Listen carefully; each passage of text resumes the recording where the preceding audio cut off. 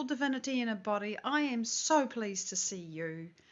And it's nice to be inside because although the weather is beautiful out there, it's cold. And you know what? I just didn't feel like strolling around on a cold lawn. So I'm in here, and that means we get to play with rocks, which I see is no downside at all. And we're going to start with this one. This is calcite, right? Golden calcite. This was back from the days when I wanted a yellow stone. And it's actually surprising how many yellow stones there are not in the mineral world. There are lots of sort of orangey ones, but something that's really yellow, and this isn't particularly yellow either, by the way, is hard to come by. I think, what are they, oh, no, I can't remember. You can get yellow topaz and yellow sapphires, but yeah, not very many truly yellow stones. So this is calcite, and I love it because it's sparkly, and it's got this beautiful plane that goes right through it, which you can see there. And this part is quite optical, and this part is quite misty, and you can't really see through it at all. And look how sparkly it is. Catches the light. There's the window over there. And it just reflects the light. It's gorgeous. I'm very fond of this. So I'm happy to share it with you. And there it is. Yellow calcite of the most beautiful sort. Now, today, our other two rocks, usually we have three, are from my friend Jenny Paolo and her amazing collection. And this, got a little label on the back, says Quartz Smithsonite Scorpion. And it's from Namibia. Morning, Mike. Isn't it gorgeous? I really don't understand what Smithsonite is and where the quartz is and, where one is or the other. But you can see that it's got this central rocky bit that it's grown on.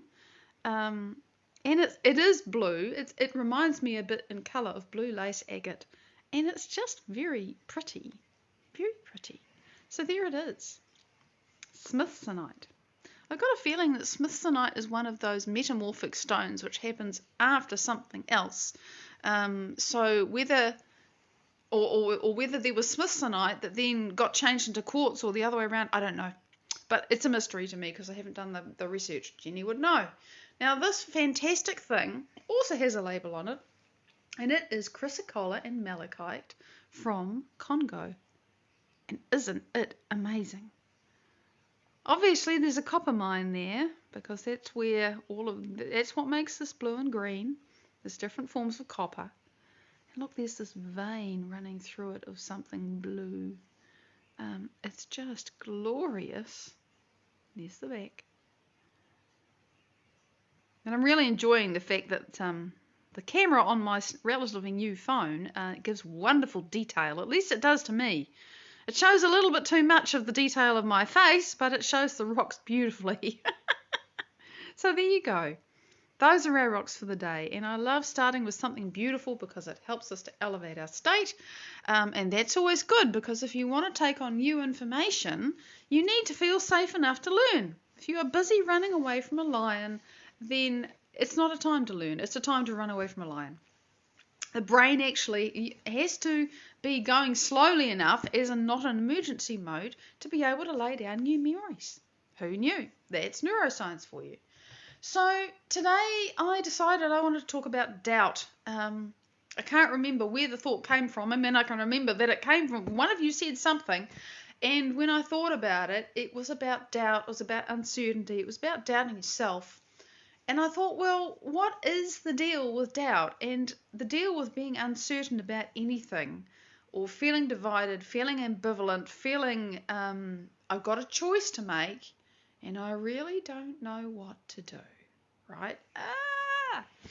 If you don't know, it's because there's at least two different things that you think you should do, or that you want, or you don't want, or whatever it is. And you're pulled in more than one direction. Now, there might be more than two. There might be three or four. Sometimes we can be very conflicted. And so we just feel this terrible indecision, and it's a horrible place to be, particularly if, the decision's important and you're thinking, oh, God, I don't know. And, as much as one of you said something, this is something also that I've been going through myself recently, just about, my own things. And what I really only realised yesterday in relation to this thing that I have been poking at and prodding at for, I don't know, maybe 3 weeks. To give you some idea, just it's taken me time because it was loaded, emotionally loaded. And when it's emotionally loaded, it's harder to get clear. But I realized finally yesterday or the day before what it was that I was conflicted about. And without details, I was trying to decide in my mind whether to go and see a particular professional about something. And all of my logic was saying, well, you should do this. This is sensible. This is, a responsible thing to do. But I couldn't settle on it. I just could not settle on it. And I couldn't work out why. So it's like, am I not just doing this? Why do I feel so much internal resistance? And I have learned, despite the fact that my brain desperately wants me to just do the thing that makes it feel like I've done what I have to do, that if I'm white-knuckling it, if I'm scared, if I'm not in alignment in myself, I'm not going to just push through that, ignore it, and go and do the thing anyway. I've learned not to do that. It bites me in the ass. This is not a good idea. So I sat with it, and I thought about it, and I poked it, and I prodded it. I was like, what am I conflicted about here? And what I understood was, finally, yesterday, was that intellectually and reasonably and responsibly and rationally and with all of the programs that are running in my head about why I should go and see that professional at this time, that was one side of me. Nothing wrong with it. And the other side of me, I finally understood its problem. And it was, I don't trust that professional. Took me a long time to really, because I had to get through all of this chatter that says, but you need to do this to be a responsible person, look after yourself appropriately. And I realized finally, that's why I don't want to do it. I don't trust that person. Now, it may not be the person, it may just be my memory and my construct in my head about how it was the last time I worked with them. It was a long time ago, and I was a very different person, and I would certainly interact with them differently now. But that was the clarity. And the thing I want to say is I was conflicted, so I couldn't make up my mind, because I've learned not to just push through conflict, because I've done it before, and it's always bitten me badly. I have to be aligned. I have to be really clear about it. I may still feel this is exciting, this is a bit scary, but I have to be absolutely solid and certain inside myself before I make a decision like that. So I knew I wasn't, so therefore I'm not going to do it. So then I realized, rational mind, baseline feeling, I don't trust this person, regardless of whether it would still be like that now or not. And that took me some weeks to come to, because I had to wade through all of the conversation in my head that said, but you should do this. So when there's doubt, when there's conflict, when there's uncertainty, when there's whatever, and hello everybody who's here, because Facebook isn't saying anything about anyone, so I don't know who you are, but it's lovely to have you here. When there's uncertainty, you're in conflict. And what you really have to do, in my opinion, and what I always do when I am unclear about something, is to pay attention and try to become aware of what it is, of all the different directions that I'm pulled in. And also to understand and relax with the fact that might take some time. And it's okay.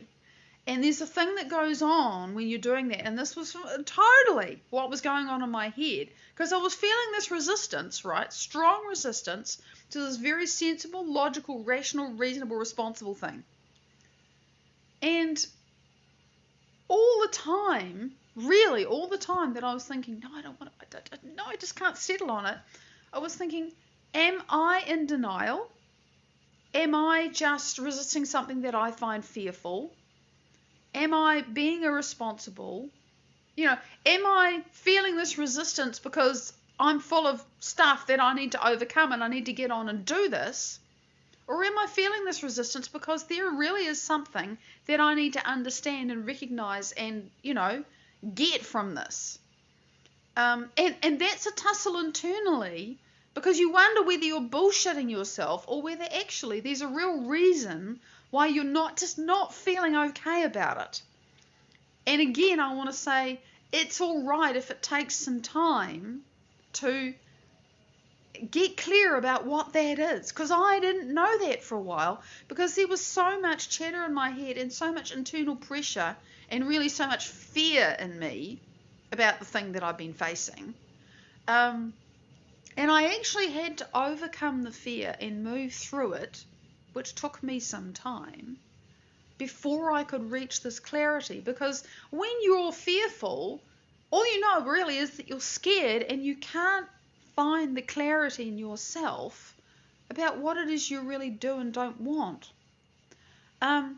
So, and I mean, this was heavy, dense, wall to wall, 24/7, body running a very fearful program. Very fearful program. And it was hard work. I really have stepped up my meditation practice this week because I had to. Because I know what signal I'm sending to my cells if I stay in that state, and I don't want to do that. That is not helpful to me. So I've done a lot of hours, and I'd have to tell you, it's been fantastic. I'm kind of pleased this happened. This shitstorm blew up in me, because it's finally given me the impetus to just make time, more time, because it's just the best thing in the whole entire universe for me to go to the unified field. Oh my God! Every time I go there, there's more amazingness, and there's more healing, and there's more energy, and there's more freedom, and whatever, rave. So all of this because I was trying to get clear about something, but fundamentally I had to. And this is the point I'm getting to. In order to find the clarity, the understanding of what I was resisting, what I was choosing, and why. I mean, the why is like, so what? But, sometimes you really need to get clear about what is it I don't want? What is it I do want? How do these two fit together or not? Where's the conflict? Where's the gap between all these bits of me that are pulling in different directions? I know that inquiry and that journey to really get that, to really grok that, is necessary. It's not something I will shortcut. And so the process of really stepping up my meditation practice this week allowed me to do that. And I had to create coherence. If I'm in fear, I'm incoherent. My heart is beating incoherently. My brain is in high beta brain waves. It's an ugly place to be. It's painful. I don't like it. And I have to get out of it. And it was a case of, this is so strong. Doing this once a day is not going to do it. I can get out of it in the morning and be exalted and come here and do my live and feel fantastic. But there was so much going on within me that by lunchtime, if not sooner, I was back in the old state. I had to break it more often. I had to create coherence in my brain and in my heart. She said brain, heart, whatever, same thing. They need to be on the same frequency. I had to get those two communicating, because you see, when you're in stress, the brain is really busy. And it's thinking and it's analysing and it's observing and it's hypervigilant, and it was all of that. G'day, Andrew. Totally all the time. And it's just going. You get the idea. And you can't rest, and you have no peace, and you have no clarity. And because the brain is in high beta, the heart is beating incoherently. Now here's the thing. The brain thinks, the brain calculates, the brain analyses, the brain does all that stuff. And it's an awesome tool for connecting with the unified field and for speculating, creating possibilities, creating your life, thinking, doing all of that stuff. The heart knows. But you don't get that knowing. You don't get that relevant, honest, true, absolutely, I know this in my cells and my bones and my soul information. You don't get it from here. You get it from here. You get it when your heart is coherent. And so I knew that I had to labour for coherence as often as it took to continue to give myself, my body, that signal to break this fearing, stressed habit. And I realised later, it's been a really big week in lots of ways for me. I realised later that my body has literally actually needed the stress hormones in order for certain things to function. But that's not sustainable. We can't have that. I just signaled it. I made it that way. And so I'm breaking that dependency. It's not even addiction per se, it's a dependency. I have been breaking that dependency this week, and I'm still at it. But what's happened is I've mastered the fear enough to be able to stay coherent and receive that information. Oh, that thing that I noticed which scared, really, really frightened me was this. And I know in my heart what I observed. And I know in my heart, much as my brain will argue with me and say about all sorts of things, I know in my heart exactly what's going on. And I really do. When I'm coherent, I can rest in that. As soon as something triggers me and I allow myself to be triggered back into fear, then my brain is off again, wondering and questioning and asking and analyzing and trying to work it out, and it's night and day. And so, I know what I'm talking about when I say doubt and uncertainty. I've really faced those in myself this week, and I will continue to do it because this old self has to go. My future does not include being who I used to be. And here's an interesting thing. When was it? I think it was only on Monday. No, it was Wednesday, 2 days ago now. I got in the car and went to go into town to do some errands. It was my morning off.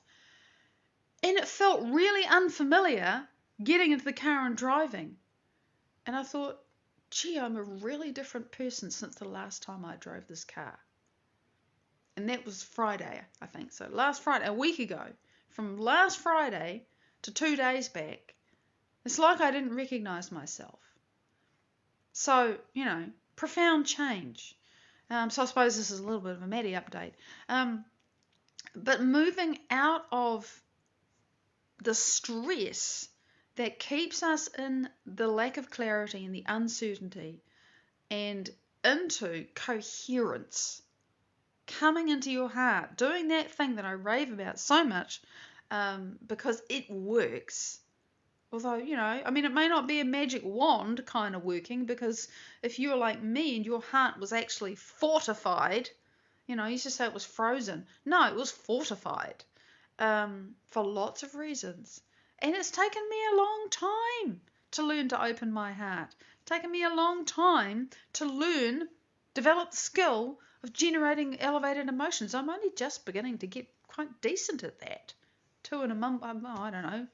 2 years and, 3 or 4, whatever months it is later since I started doing Joe Dispenza's meditation work.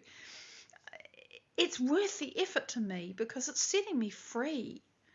So to come into your heart, to breathe here, as soon as you put your attention in your heart, literally, as soon as you put your attention in your heart, the communication between your heart and your brain improves, and breathing in and out of there gives you something to do to keep the attention there. And if you keep doing it,